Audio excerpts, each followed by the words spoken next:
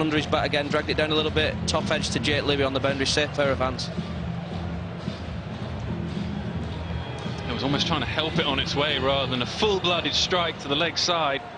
They'll take it. Oh,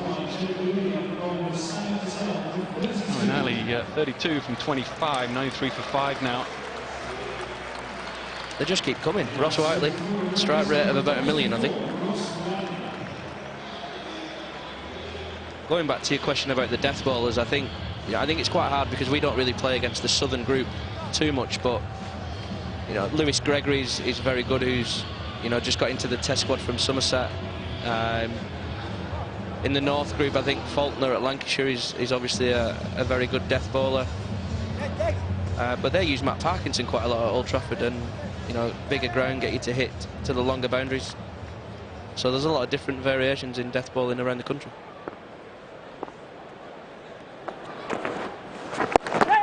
Ross Whiteley, who's a very good striker of the ball. For him, it might be just a couple of overs. What do you reckon? 94 for 5 now. Sure, he's going to go straight away. Yeah, I think they use him, you know, similarly. If they were 150 for 1 after 13 overs, they'd probably send him in. So I think it's a plan of theirs to send him in sort of the last 6 or 7 overs. But he's a very dangerous player. I remember him playing in Innings. I think it was Headingley. 90 odd. Way catching innings then. That was a good few years ago.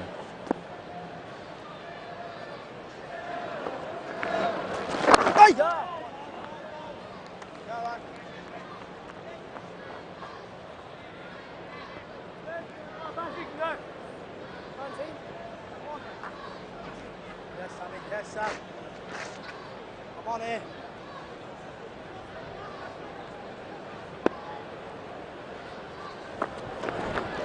Yes, Sammy. Great overs. A good spell this for Nottinghamshire. 95 for 5.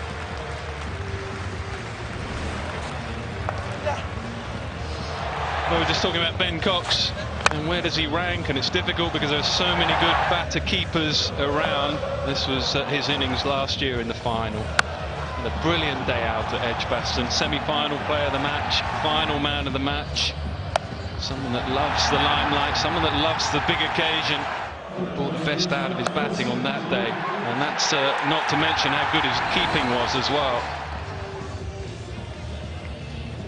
Got work to do here though. 6 overs to go.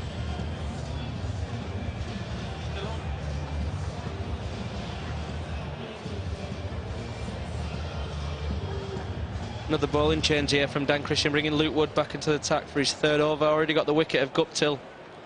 Knows Ross Whiteley really well. I think they spent quite a lot of time together drinking coffee last season when he was on loan at Worcester.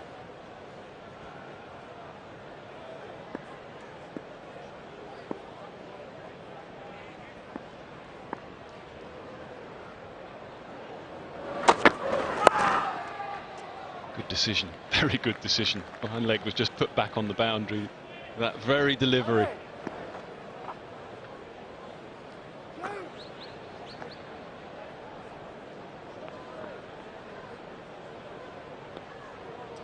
I say your guys do it very well, don't they? 12,500 pre-sold tickets, £10 a pop.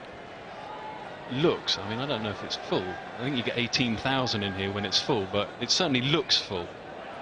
I think when you see, you know, the top tier there of the Radcliffe Road stand with the new restaurant 6, if anybody wants a nice night out, a lovely new restaurant in the Radcliffe Road stand. But when that top tier is open, it's normally close to capacity. Further indication that the pitch is just holding up a little bit. It's not straightforward. You can see there just adjusting his shot at the last minute. It's credit to the bowler as well. I think it's that sort of pitch where you just got to hit the pitch hard rather than necessarily go for your Yorkers. I think so. It looks like that at the minute, yeah. I think this one, Luke Wood off cutter to Ben Cox, just offering him up a little bit and an outside edge. But I think, you know, the Notts boys will be very aware that the strengths of Worcester's bowling attack with the likes of Ali and Mitchell in there.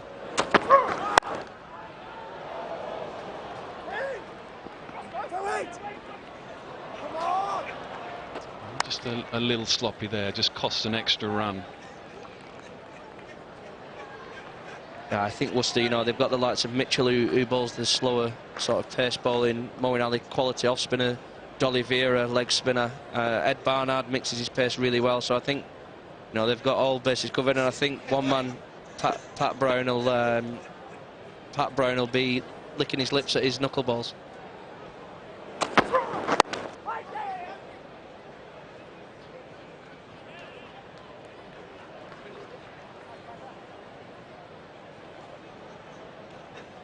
Yeah, I'm really interested to see how Pat Brown goes this year. Standing last year. I guess not many people have seen too much of him, but this year he'll be a marked man. They'll all be aware of what he bowls and how he bowls them and when he bowls. I guess this challenge is to just try and stay ahead of the game this year.